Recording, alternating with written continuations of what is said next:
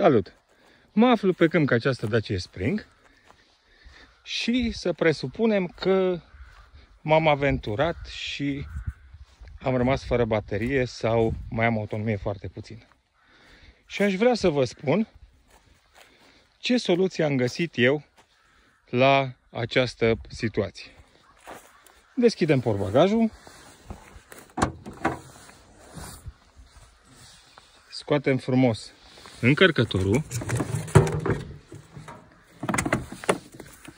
care este atașat deja la o ladă cu baterii și un invertor. Lada are capacitatea de 6 kW. Mergem, deschidem trapa portului de încărcare și haideți să vedem ce se întâmplă. Hai să iau încărcătorul.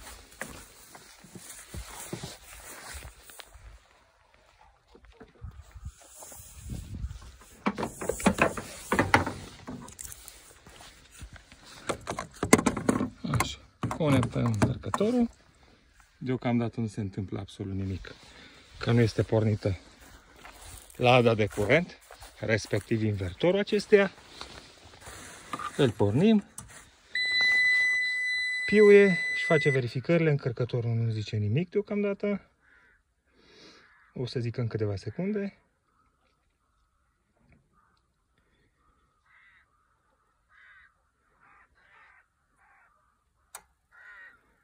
Și iată că a pornit.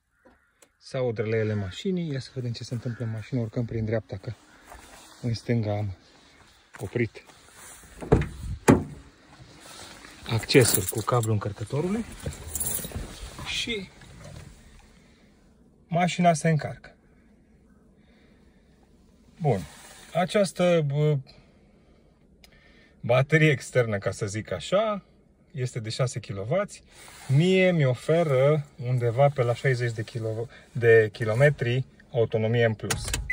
La consumul pe care l-am eu acum de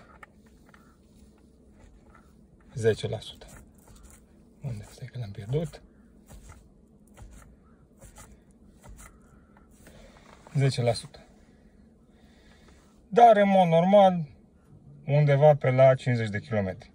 50 de km eu zic că sunt ok și te scot din foame, ca să zic așa, la nevoie. Inițial, lada asta de curent a fost concepută pentru altceva, respectiv pentru camping și pescuit. Dar după ce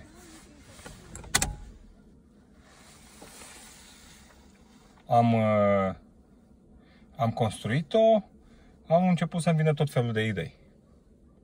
Și sincer, asta mi se pare destul de tare, să-ți mai dai 50 de kilometri cu mașina. Bine, e drept, în 2 ore, dar dacă nu ai de ales, sunt bune și 2 ore. Ocupă, în poziția în care am pus-o eu, ocupă 2/3 de portbagaj, dar poate fi pusă să ocupe și cam jumătate de portbagaj. Fiind foarte grea, mi-a fost greu să o manevrez singur. Ce părere aveți voi de treaba asta?